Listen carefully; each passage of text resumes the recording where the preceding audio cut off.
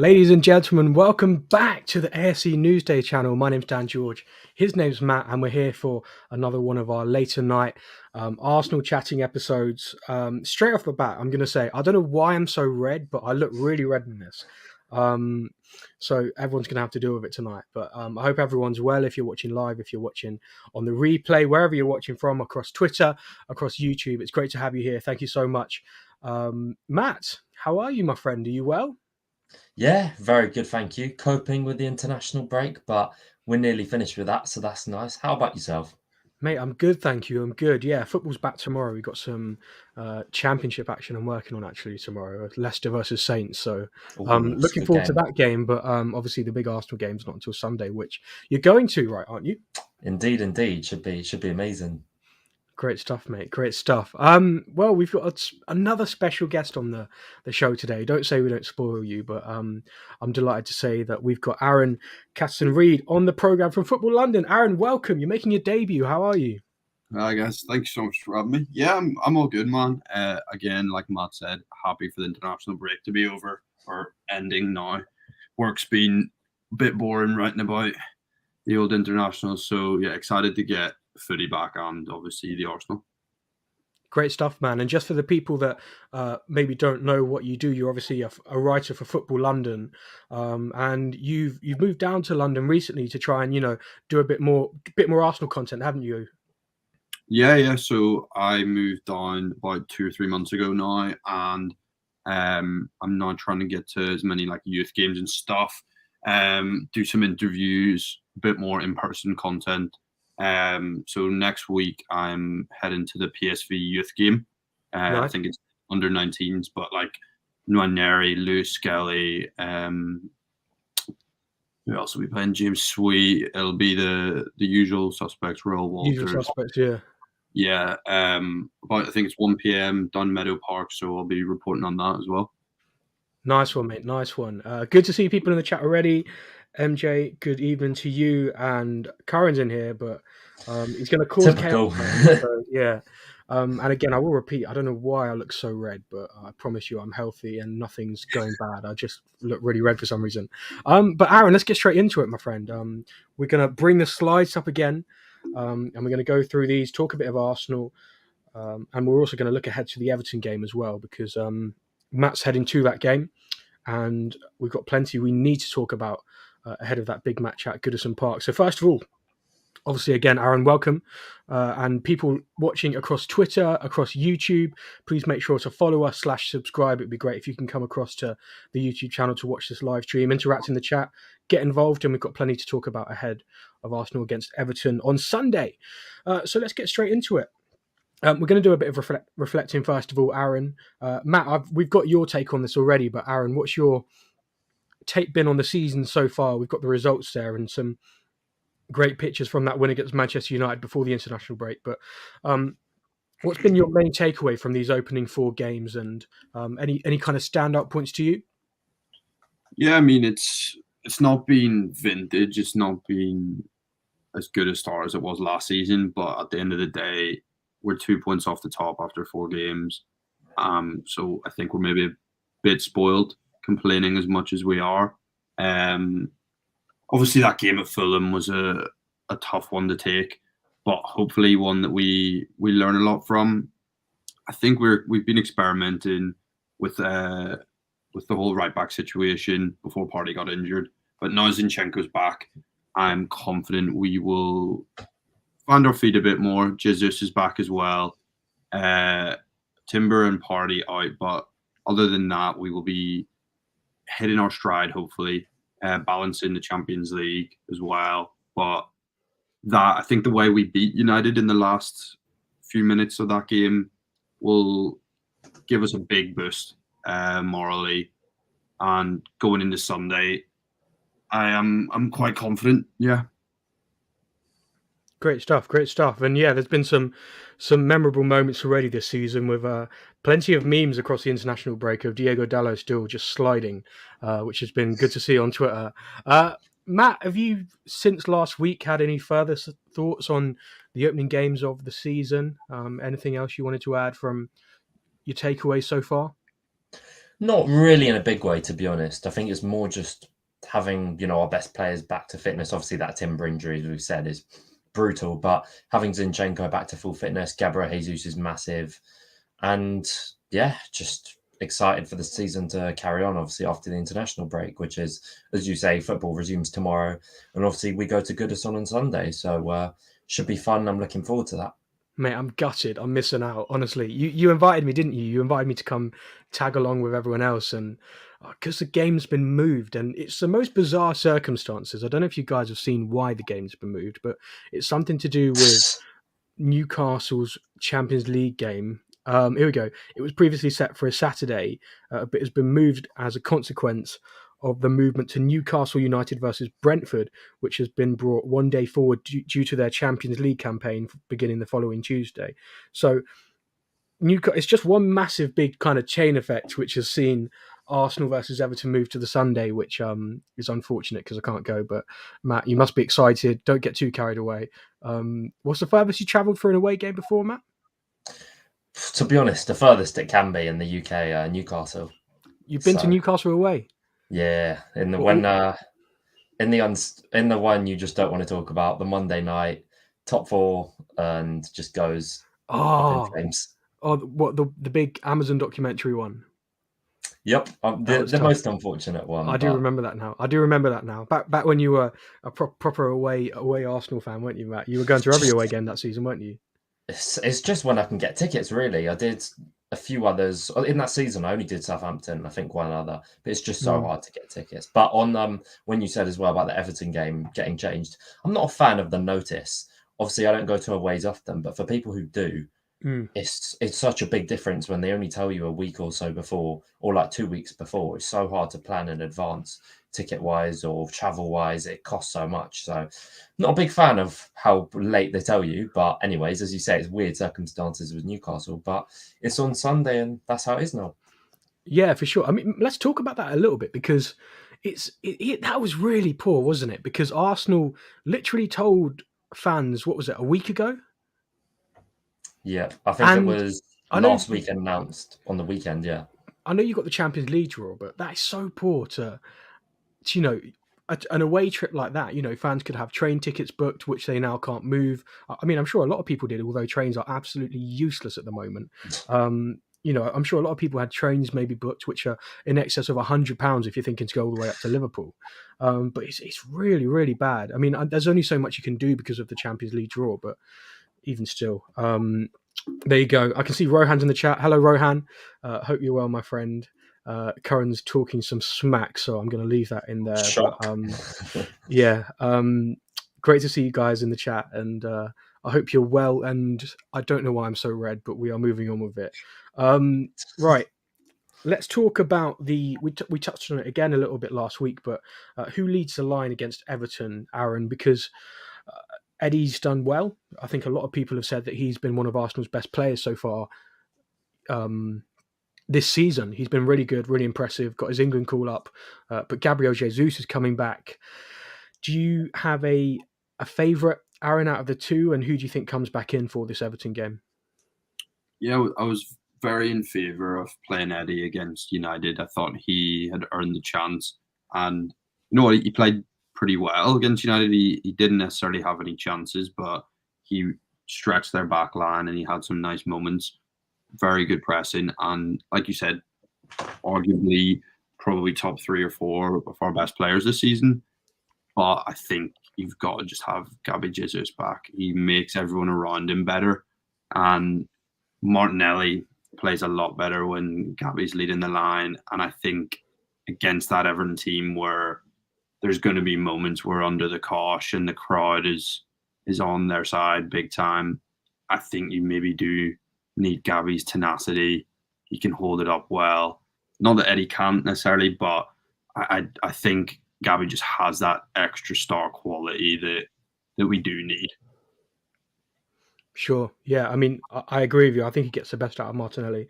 I mean, the chat's just kind of like going in on me at the moment, but I mean, you've mentioned it 3 or 4 times. In fairness, I have. It is my fault. So it is my fault. Why am I so red? I don't know why. Yeah, Karen, everyone just kind of pointing out that Alex, I don't know why, but Alex has kind of logged in on 3 different accounts and commented. So, I was um, thinking. yeah, yeah. I think we're going to move on from that. But cheers, guys. Appreciate you all being there. I don't know why I'm red, but there we go. We'll make it a 4th time. But I'm just so excited for Arsenal to be back. I thought I'd represent. MJ saying Eddie's been fantastic, but time to unleash Jesus. Jesus was so good, wasn't he, Matt, off the bench against Manchester United? It was a really tidy cameo, wasn't it? Yeah, absolutely brilliant. And I think we spoke about this last week, but it's so tough on Eddie. But it's almost a case of when you have a player like Gabriel Jesus, who I believe is like one of the biggest difference makers you can have as a forward. His versatility, his quality, is like just comfortability in like so many different areas. Like you just can't write that off. And he's just so good, as you said, in tight spaces and everything. His whole profile, his whole quality skill set, just can't say enough about him. Eddie massively deserves to play again. But I think what I said last time is the nice thing now is it's not like pre-international break where it's 1 game a week and whoever doesn't start feels a bit hard done by, and it's almost like, okay, well, there's not enough minutes to go around. We have PSV a few days later, obviously our first Champions League game in a while, which should be good fun. And that can be the time to start Eddie and mean that we keep rewarding him and giving him continuity without it having to be a nailed on, you have to start this game and you have to start this game. Absolutely. Big evening to Yambele. Appreciate you being there, my friend. Hope you're well. If anyone is watching and you're not already, please make sure to subscribe to the channel. It's great to have you here. And we've got lots of brilliant content coming for you soon.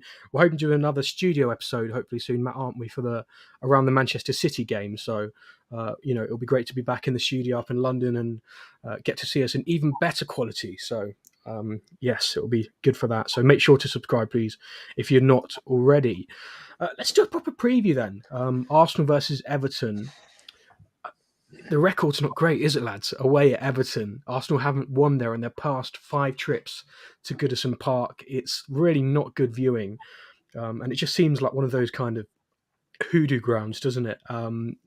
Matt, I mean, I'll come to you first on this one, but there's a few grounds Arsenal really struggle at. I think to my head, Southampton.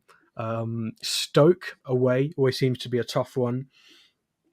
Aside from the big obvious ones, but Goodison Park is one of those which is really, really tough. Matt, how do Arsenal overcome the hoodoo, and what do they have to do to come away with 3 points on Sunday evening? I think the timing of the fixture is quite nice. The last thing you want is Goodison when it's backs against the Wolves and they're battling relegation. And playing them early on in the season, of course, it's the classic. They've not had a win or whatever else. And to be fair, I don't think their results so far have really done them justice. Not in a sense that they've been unbelievable, but the Fulham game, the Wolves game, I think both their keepers got man the match and they missed some really, really good chances. So I don't think it's been fully that they've just been completely poor. And I think they easily could have won a few. But Arsenal, I mean, mentally, it's huge for them. Obviously, as you mentioned, the record they have against us is just unbelievable, really. And it's the one place where I can't ever feel confident going into it, no matter what not form, no matter what anything is like. It's just one of those places. But when you say, what do Arsenal need to do? Just play our normal game, sustain pressure, get the crowd gone very, very early, and just do our normal thing. Don't overcomplicate things. Don't give away easy goals or, make things easy for the opposition. And away from home, we haven't done that really at all. So you'd hope that the Everton curse or the Goodison curse can finally be broken. I think when we played them last, it was the most obvious thing that Sean Dyche's first game and the 12:30 Saturday it was just made to lose, wasn't it, really?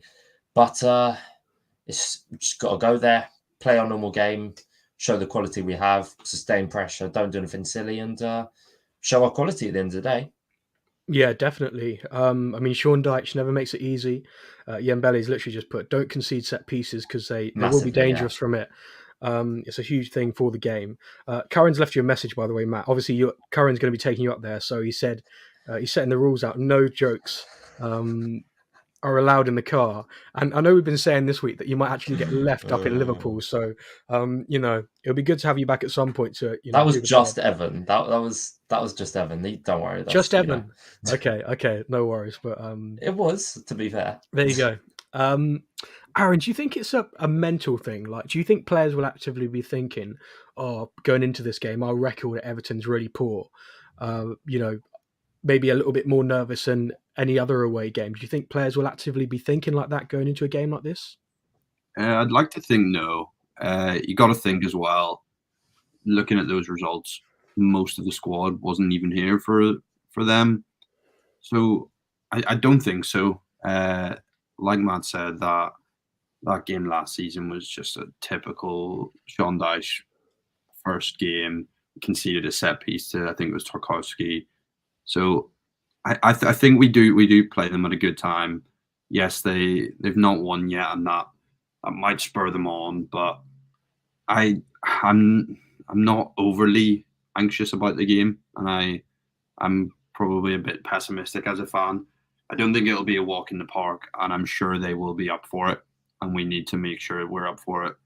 But I don't think there is a mental side to this. I think it really is it's a difficult place to go. It's a small stadium, it's a cramped stadium, which is always difficult for us because we like to play wide, and I'm sure they'll completely pack the middle. But I am quite confident that we can, like Man says, if we play our game and we don't get baited into doing anything that we wouldn't, and we defend set pieces, we stay concentrated, I think we'll be okay. What kind of formation and setup do you expect Arteta to go with for this one, Aaron? Do you think he will go back to, everyone said he went back to basics for the Arsenal Man United game. Do you think that he will stick with that kind of formation, back to two paired centre-backs with Gabriel and Saliba, Zinchenko, and then Ben White? Do you expect to see a back four come Everton? Yeah, obviously Partey being injured forces his hand a bit, but I remember last season, they were playing it long to Calvert-Lewin, who was dominating the duels. I think it'll be Beto this time. I don't know a whole lot about, but I'd be pretty shocked if we switched up the system. I think the system kind of perfectly combats what they're good at. Last season, they went Onana, Gay, and Takore in midfield, and I'm fairly certain they'll probably go that again. They kind of went man for man with us in midfield and just blocked off everything centrally, forced us out wide, and then they would be 2-on-1 against Martinelli or Saka, and I expect a somewhat similar game plan. So for this one, I would more or less play the same team that played United, but I just bring in Gabby up front. I think Havertz is probably a game that you would prefer him to Fabio Vieira, because you think last season they just had such a powerful midfield, and if you go Fabio Vieira and Odegaard, maybe you get done in the duels a bit, and that is one area that Havertz actually really does thrive in, and his aerial presence as well will be important against their big, physical, very good at set pieces team.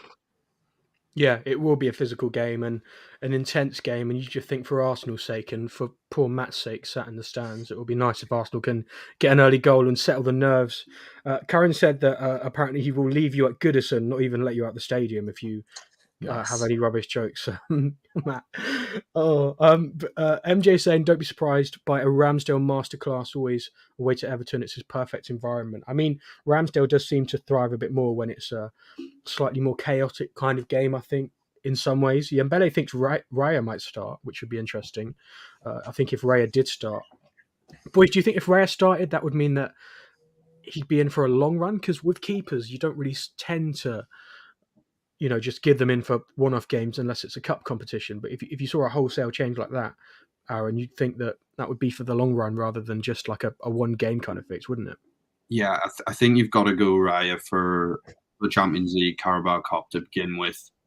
I don't think Ramsdale has done anything necessarily wrong this season. He's not been standout, but I think there's been a little bit too much criticism on his shoulders. So I would go with the same. If you were to put Raya in, you're completely writing off Ramsdale realistically.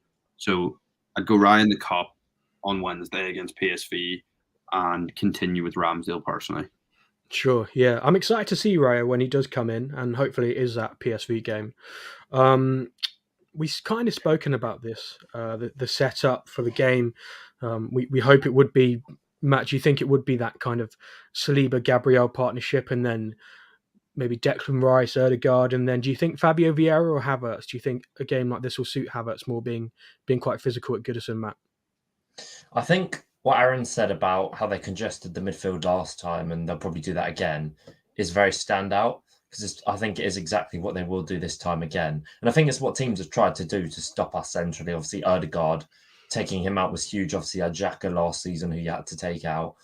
And if that comes at the cost of leaving Martinelli or Saka isolated, then it probably won't end well for you. But if you can also afford to double up on either of them, then it becomes very difficult for us. So I think it's just important that we expect that. And I'm not the most tactical person in that sense to say, what to do against it, but that we have plans to combat that, which of course we do, and we show them. And in terms of the approach, in terms of team and players, I do think, the pretty much the same team against United and Gabriel Jesus up front. And it'll be obviously a very tough game, never to be underestimated. Everton away, particularly with how we are there, but just got to do our normal thing, and Yembele saying he's going to relish a scrap with the Everton midfield. I'm assuming that he means the players and not him. He's not going to run on the pitch and have it large with the players. But it's not the Arsenal of old. This side do have cojones, and I think it will be good. Everton's season so far has not been ideal.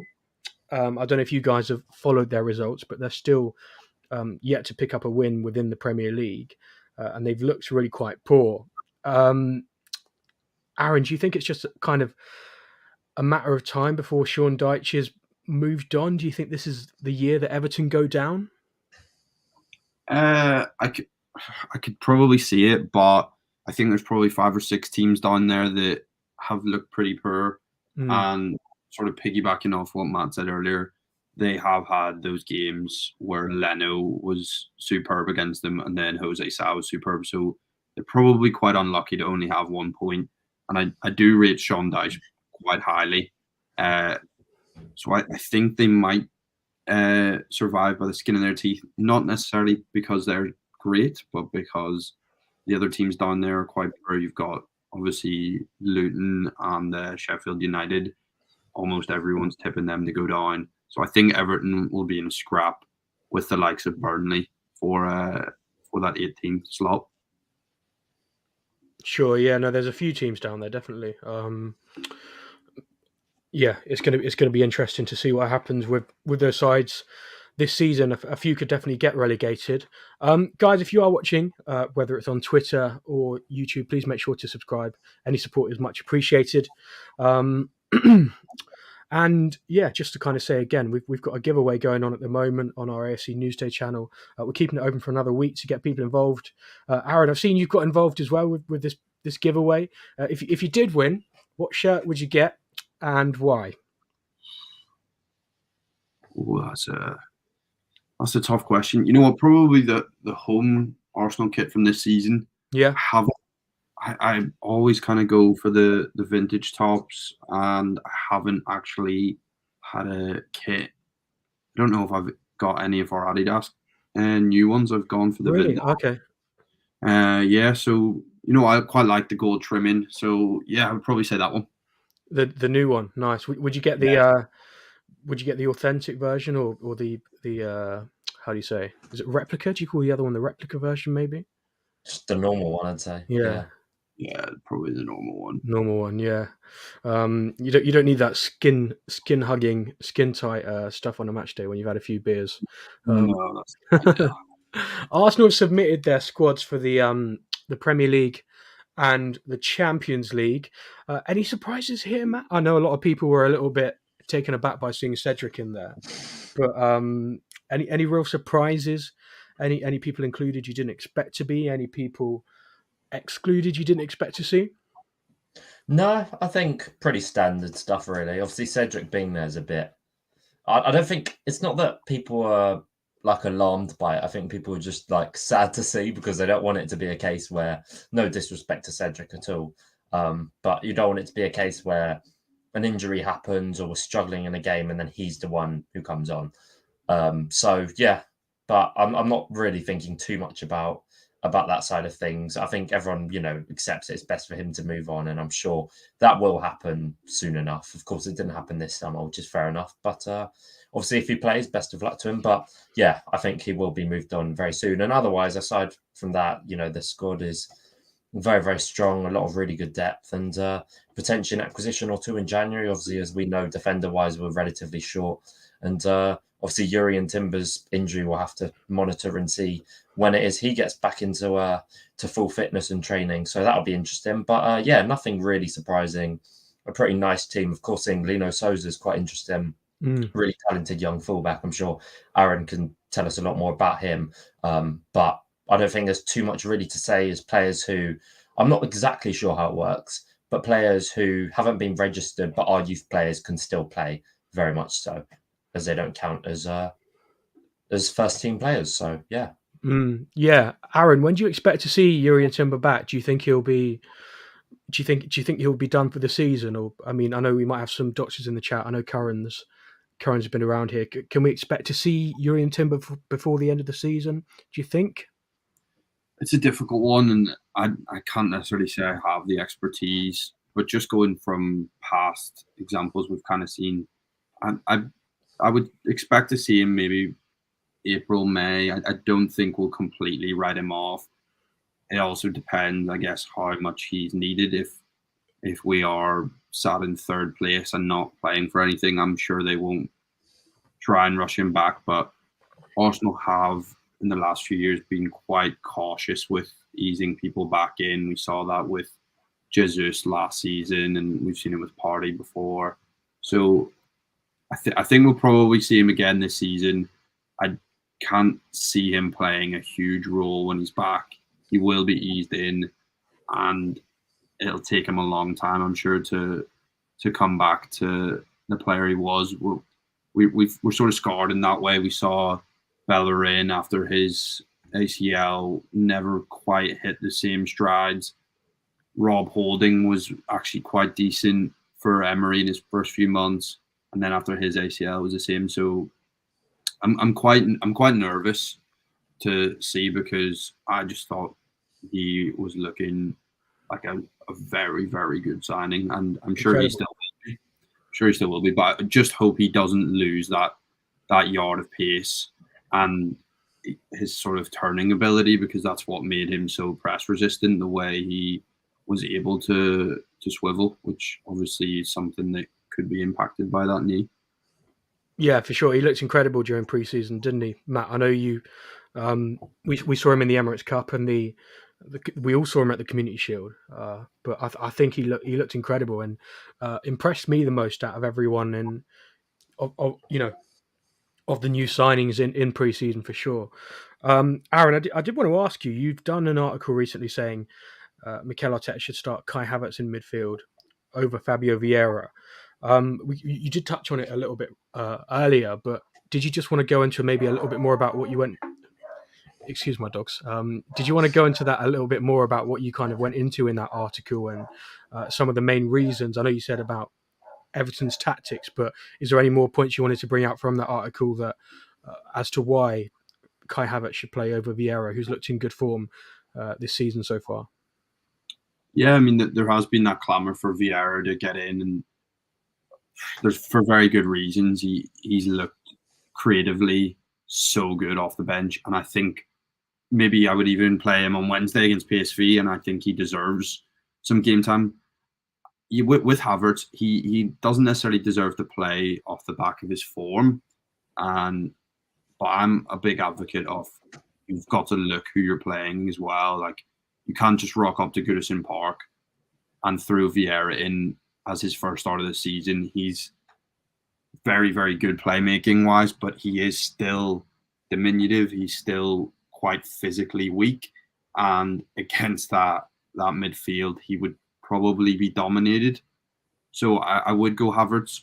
We'll need the height from set pieces more than anything.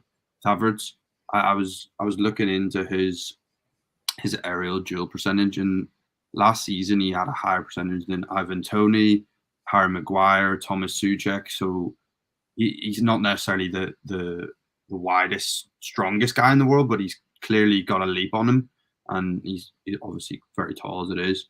So I think having his physical presence in the duels as well, I think he's got something like 5.5 successful duels per game this season, which is far greater than Fabio Vieira, albeit his minutes are a bit skewed. But I just think that presence will be needed, and if there's ever a ground where we want to be physically imposing, it is Goodison Park. Yeah, definitely. We had Rohan on before who said that he said multiple times he likes the idea of Kai Havertz as a centre forward. I know a few other people have said it on Twitter as well. They like Kai Havertz as a centre forward. Where do you think he's best? Because he can play centre forward. He can play in a more midfield role, like a deeper kind of like a second eight almost. He gets stuck in. Do you have a position you think you like him the most in?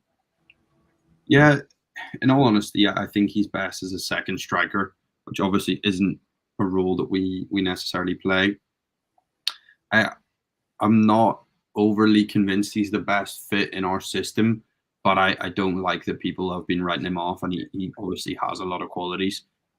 I think he makes sense as a centre forward in our team, but then you go, is he better than Gabby Jesus? No. Is he better than Nketiah? Maybe. I don't know. But with that left eight, we've probably got to temper our expectations. He's not going to be an output machine. But if we had never watched Kai Havertz play before and go, this is Xhaka's replacement, you wouldn't say that he's been awful in that way. He has won his second balls. He has won his duels. He's made us more physically imposing. It hasn't clicked in the final third, and there has been moments, but it's not that he's not getting in the positions. You'd rather have him in the box and fluffing his shots like he has done a few times than not being there at all. So, yeah, where his best position is a difficult one. I don't think it's necessarily as a number 8 or as a centre forward. But we can mould him. He's 24. He has a lot of qualities, especially off the ball and his movement and his defensive capacity. I think it's just about getting him more confident with receiving the ball in that midfield area that we need to take us to the next level. I also don't think it's as clear as just, cost this much money or playing in this system, he's got to flourish straight away. I think particularly the players who have started off slow and thrived at Arsenal, you've got to just be patient. You've got to be realistic. Confidence is absolutely massive. And as you say about him receiving the ball, obviously there's that clip against Fulham. But at the end of the day, for me personally, I've never seen a benefit in bashing, particularly our own players, or, just pointing out when things aren't going well for him, you just want that to change and him to improve and giving him time to do so. Because we're 3 games into the season, his new club, obviously not taking digs at Chelsea, but they were quite a dysfunctional outfit for quite a while. Matt, take digs, man. Take digs. This is a free space to take digs if you want to take digs.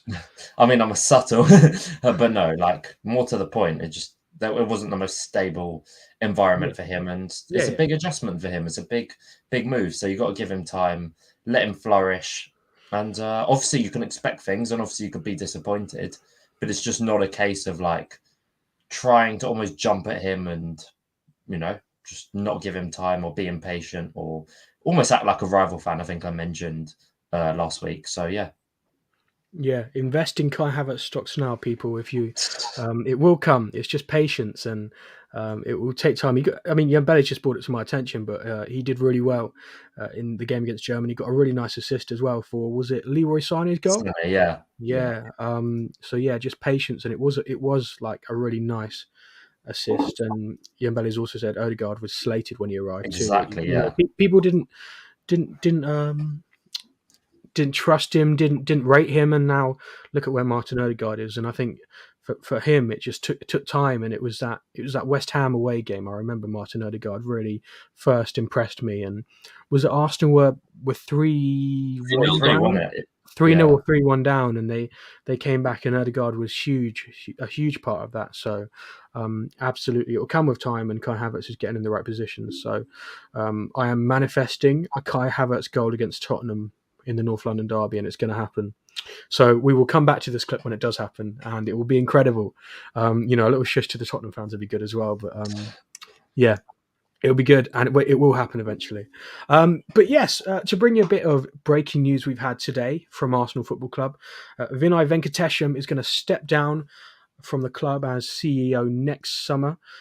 He's been there for 14 years, and he said it was a tough decision to decide to step down. But I guess there's not masses we can really comment on this because, there's not really anything we can judge that Vinay does apart from being the face of maybe fan forums and stuff like that. But Aaron, what have you made of Vinay from what you've seen at the club? He's always just kind of been the face and one of those key members of the board, really, hasn't he?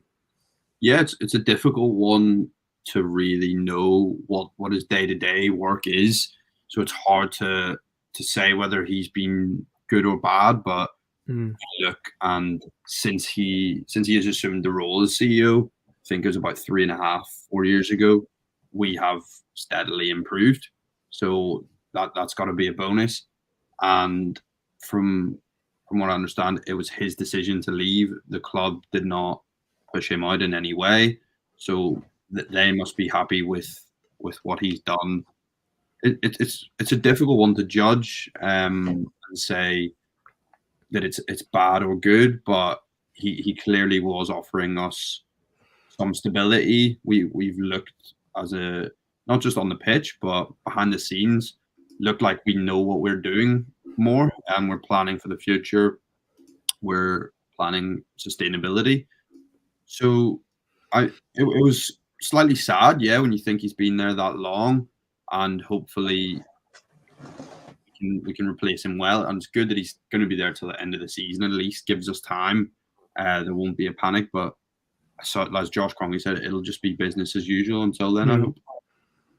Yeah, for sure. I've seen some suggestions that maybe Arsene Wenger back in the CEO role would be quite something, but who knows? I actually saw some fake news as well. Someone put that Ivan Gazidis was coming back, and I was just like, oh goodness, please no.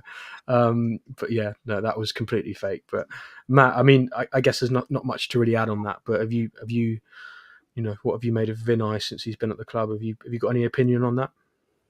I think the only opinion I'd really have is, obviously, he's been here a long while. Football careers, obviously not as a player, but in general, careers in general don't last forever. You go down whatever route you think's best at the time, and he's been here 14 years. That's a hell of a long time for someone like that. And I think the thing is as well is roles at Arsenal at the minute, you could tell the team is very tight knit. There's not so many people in senior roles, so when he moves on at the end of the season, and I'm sure the club knows exactly what they're doing and put together a replacement, and all the best to him for whatever he has next for himself. Absolutely. Guys, if you're watching on YouTube, if you're watching on Twitter, please make sure you're following us or subscribe to us. If you're watching on Twitter, then at AFC Newsday to get all the latest Arsenal news, to know when we're streaming. Every week we're going to be streaming. So make sure you are here on the channel. And if you are watching here on the YouTube channel, if you're watching back or if you're watching live, please do subscribe and like the video. It is really appreciated. So yes, please make sure to do that. Aaron, Arsenal have got a tough run of games coming up, haven't they? They've got, a big kind of month and a bit worth of games, and before the next international break, and there are some big games in there. You look at the Champions League game. Sorry, you've got Eindhoven and Lens, and then you've got the North London derby game against Brentford away, Bournemouth away, and then the big Manchester City game at home before we break up again for the internationals. What do you make of that run of games, and is there any particular fixtures you pick out that you think it's really important? I mean, I guess the Man City one's the obvious one, but what's your take on the run Arsenal have got coming into the next internationals? Yeah, well, how I like to look on it is sort of comparing it to last season, and I think we finished on 83, 84 points, and currently we are like 2 points behind that. We drew to Fulham, who we beat at home last season. So if we can beat Everton, which we lost last season, we'll be effectively 1 point up. And then you look down that list, and we beat Spurs away at home last season, but that will probably be a different kettle of fish with the way they're playing. Maybe the way they're playing will suit us. I don't know if they'll adapt their game, but my eye immediately looks at Champions League, and I think back to a few years ago. Well, I think it was the last time we were in it actually, when we were in a group with Olympiacos and Ludogorets, and we rotated a bit for both those games, and we lost Olympiacos at home. And I don't remember. I think we draw with Ludogorets at home, but I think it's just important to. A lot of people have been happy that we didn't get a Bayern or a Barcelona, but it's important to take those games pretty seriously, because one thing you can't say about this team is they have switched off in those moments. So everyone will look at that City game, and yeah, we need to obviously do well in that. But you look at our games against City last season, we went into both of them off the back of quite poor form. We had just drawn against Brentford and lost against Everton before the home game, and then away we had gone on our little 3 streak of draws in April. So it's important to build the momentum before that game, before even thinking about it. Do you think not having Thomas Partey will be a big blow for some of those big games, Aaron? Do you think, to have a midfield of Thomas Partey, Declan Rice and Martin Odegaard would be, in my opinion, really ideal for a game like the Manchester City one in particular, I think. Does it worry you that Arsenal will, so to say, have a slightly weaker 11 without Thomas Partey when they play that game against Man City? Because he won't be available for any of these games, will he? No, yeah, that is definitely something to think about. The one counter to that would be Partey hasn't necessarily been a big game player during his time at Arsenal, not consistently anyway, and he has missed a lot of those games. But now we've got Declan Rice, and what I would maybe do for that Man City game is to bring Jorginho in and have Rice as the lefty. I think that would offer a bit more stability. Depends on how Kai Havertz performs or Fabio Vieira in the build-up, but if that game against Man City were tomorrow, I'd probably go Jorginho and Rice. And yes, maybe Partey is a bit better than 32, 33-year-old Jorginho, but I'm relatively confident that Jorginho is maybe more of a steady 7 out of 10 rather than a Partey who can give you a 6 or give you a 9. Yeah, I mean, it was that City game last year when he came in, Jorginho, wasn't it? And he was really good. And Partey missed it on the day even then. So I guess he's shown, his reliability, obviously, at Newcastle game as well, back end of the season. He's a very good player to have around. And I think that's the luxury and that's the good feeling about Arsenal getting Declan Rice, that we don't have to be like, obviously, as you said, Dan, that Partey being out was a huge blow, but it doesn't have to be the be-all and end-all. Whereas last season, it kind of was the be-all and end-all when Thomas Partey would be injured, or in previous years. But with Declan Rice, touch wood availability and everything like that, it's amazing and so huge for the squad. I'm a fan of it. I think I would have played what Aaron suggested, the Jorginho, Rice and Odegaard midfield against Man United. But same, yeah. It'll be interesting to see. I still think Arteta will persist with Kai Havertz, but we will wait and see. MJ saying the anthem's back at the carpet. It will be, I think, a goosebumps moment when Matt, you're gonna be at that game as well. What, the City game? No, the PSV game. Oh, yeah, I'll be at. Mate, yeah, no, that'll be. I'm sure you'll enjoy the moment. Arsenal might get some tifos out, and the Champions League music will come out, and you'll be. I think it'll be a special moment. And I mean, bearing in mind when Arsenal were last in the Champions League, I was like 15 years old. So, yeah. To be fair, I think a little word as well on the anthem. I mean, I've seen a little Twitter discourse recently about it. Me personally, I think it's like when it first came into being. I don't know what you guys think about it. Particularly you, Aaron, but like when it first came into being, I was kind of like, "Oh, I'm not sure about this." But ever since it's gone on, and it's almost just been like something I've absolutely loved. Matt, are you talking about the Champions League anthem or North London Forever? North London Forever. Okay, there you So go. I probably should have. But yeah, I think it's such a good thing for the club to have. And I feel like it has brought that togetherness. What do you think, Aaron? Yeah, I agree. I was actually at that first game it got played. I think it was Man United. No, Yeah. was it? I thought it was Fulham. Fulham at home, I think. I think it was after that. I think it might have been Leeds. I'm not entirely sure when exactly it was. Leeds or Fulham. It was I a white can't kit.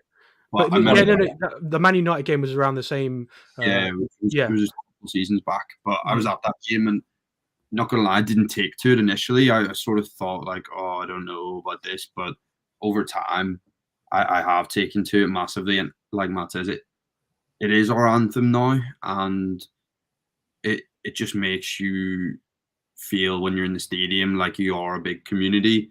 You're all part of the atmosphere, and I think it builds something. And over time, that's only going to improve. I wouldn't take too much into what the people hating on it are saying. A lot of it will come from jealousy as well, that the Emirates is finally, after so many years of being sort of renowned for the poor atmosphere, is actually one of the better stadiums now in the country. Dan, you in agreement with? Yeah, no, I am. I like it. I'm a fan. Louis Dunford is in the playlist. He's in the rotation. No, he's not. But he is, to be fair. I mean, to it's be so fair though, organic. when I'm on the Jubilee line and I'm heading up to Holloway Road Tube Station, I am, it's in the headphones. It's getting ready for, when I burst through the doors of Nando's pre-match or the Corona or wherever we are. Yeah, no, I like it. And do you know what? I get a bit of Status Quo going as well sometimes. That gets me going, rocking all over the world. Yeah, phenomenal. It's a tune. Yeah, I did just want to finish on, because Aaron, you've been covering some of the youth games recently, and there's some really exciting young players at Arsenal. And I don't know about you, but it feels like at the moment there's, with the young players at Arsenal before, there was always kind of like a feeling like, they'll get a chance at some point. And now the way Arsenal are at the moment, it really feels like the pathway is not quite the same as it used to be, and players are looking to go elsewhere. I think of Charlie Patino, someone that was incredibly highly rated and still is incredibly highly rated within Arsenal, but he's now had a loan spell and he's gone out on another loan spell. He's at Swansea this season, and was making noises like he might actually leave the club previously. But the pathway seems to be a little bit more congested now, I'd say. Aaron, what do you make of the Arsenal Academy, and do you feel like that's an issue? Yeah, I think it's an issue because of a good thing. It's effectively, we are better now, and the expectations have changed. It's not just let's get in the top four; it's let's win the title. So we have a deeper squad now. When we play in the Carabao Cup, it's Trossard, it's Vieira, it's Nketiah, it's Jorginho that won in the team. So it's maybe a bit more difficult to play the young guys ahead of them. There does need to be a pathway, no doubt about it. And I still hope that Charlie Patino's time after he comes back from Swansea, that there is a place, because I think there is probably the need for his kind of profile. We've got a lot of defensive midfielders and a lot of attacking midfielders, and he is more of a pure number 8, and I think a left-footed one. And obviously we've let Xhaka go, so there's hope with him. When you look at the under-21 team at the minute, they are one of the better ones I have ever seen. And it's even weirder because the better players in that team are 16, 17. They're not really the 2021s. Got Lewis Kelly and obviously Ethan Nwaneri are both 16. Lino Sousa, I think is 17 or 18, as is Royal Walters. Mm-hmm. So they would be my main 4 to look out for. You've got Cozier Dubry on the right wing as well, and he maybe has a slightly easier pathway considering Arsenal didn't go out and sign one. So maybe in a League Cup game he could get a run out on the right wing. But it'll be interesting to see how it goes this season with that crop. Just watching them live, I've not really seen a youth team hold on to the ball like they do. The ball retention is just insane. I was at the game against Reading a couple of weeks ago, and they line up exactly like the first team plays.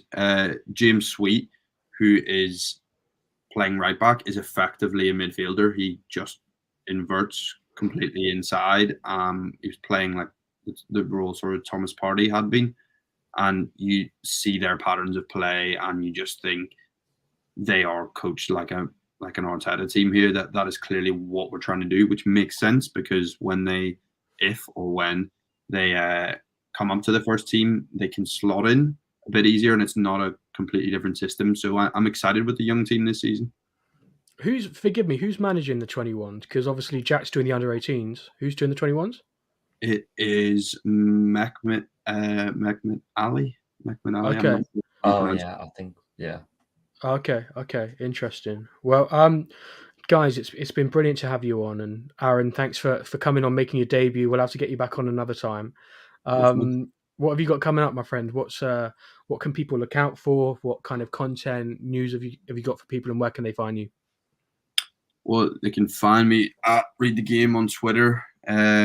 I'm just really full-time news at the minute. Come out with some opinion pieces as and when.